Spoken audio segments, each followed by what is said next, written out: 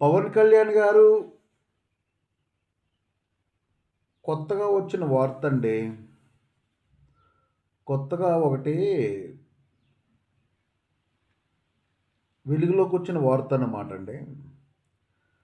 అదే మన ఢిల్లీ ఢిల్లీలో జంతర్ మంతర్‌లో రిజర్వేషన్స్ హటావో అని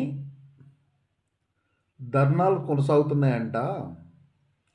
కొన్ని పార్టీ నేతలు కూడా దానికి మద్దతు పలుకుతున్నారంటండి ఆ ధర్నాకి. మీకేమైనా తెలుసా సార్?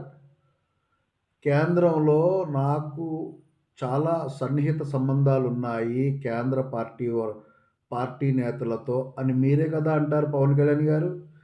దానికి సంబంధించి మీకేమన్నా తెలుసా? రిజర్వేషన్స్ హటావో అని ధర్నాలు జరుగుతున్నాయి కదా పవన్ కళ్యాణ్ గారు. ఈ విషయం కోసం మీకేమైనా తెలుసా సార్?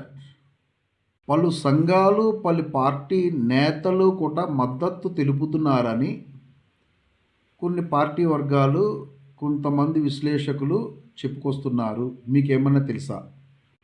పవన్ కళ్యాణ్ గారు నేనేమంటానంటే అండి, మోడీ ప్రభుత్వమే ఈ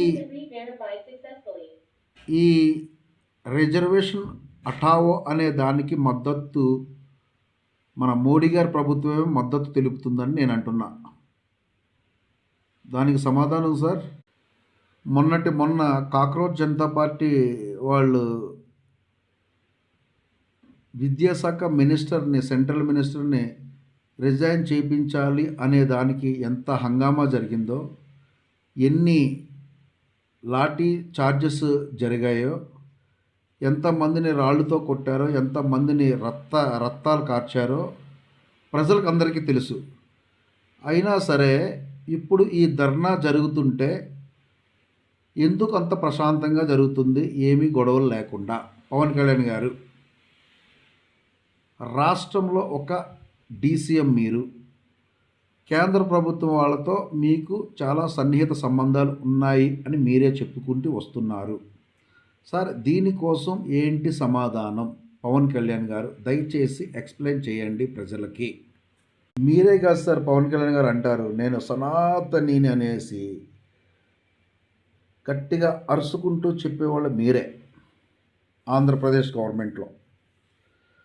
దయచేసి సార్ మీరు ఎక్స్ప్లెనేషన్ ఇవ్వాలి సార్ దీనికోసం. ఎందుకు అంత ప్రశాంతంగా జరుగుతుంది? ఎవరు మద్దతు ఇస్తున్నారు ఈ రిజర్వేషన్ హటావో అనే పదానికి?